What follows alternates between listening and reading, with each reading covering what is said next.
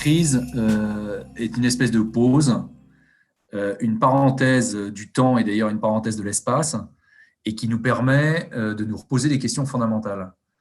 Et à partir du moment où on se pose des questions fondamentales, on redevient maître et acteur de ses propres choix.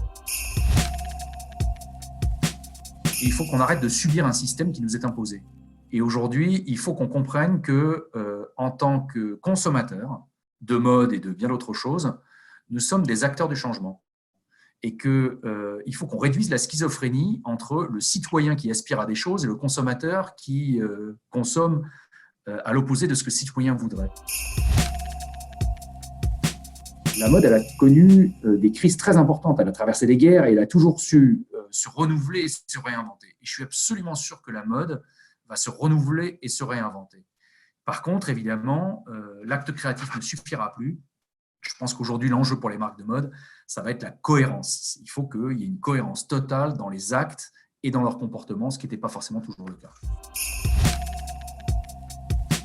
La mode de demain, elle sera physique et digitale, elle sera neuve et d'occasion, elle sera en faveur de l'achat et de la location, elle sera accessible et luxueuse, elle sera simple et sophistiquée, elle sera excentrique et classique.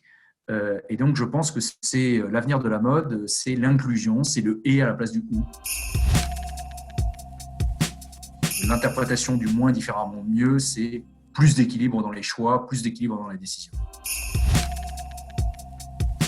Les fondamentaux du luxe sont toujours les mêmes. C'est toujours la recherche de l'exceptionnel, c'est la recherche de l'inédit, c'est la recherche d'une émotion, d'une sensation extrêmement forte, hors du temps et hors de l'espace réel.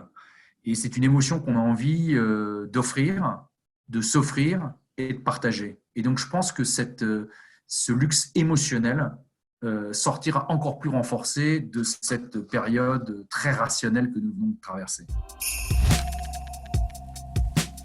Pour moi, et je pense que pour l'industrie, c'est faisons des choix forts et assumons-en les conséquences.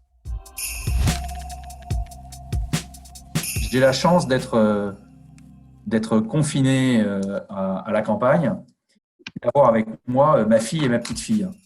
Et je vous montre, donc ce qui a marqué, c'est le sourire d'un enfant.